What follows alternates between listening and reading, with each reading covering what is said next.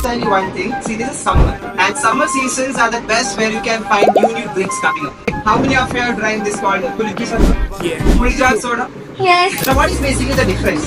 See, lemon soda. The way they market or the way they present it, right? That is what increases their sale. See, imagine that on the road you are seeing two kind of stalls, right? Both are of Kuliki soda, right?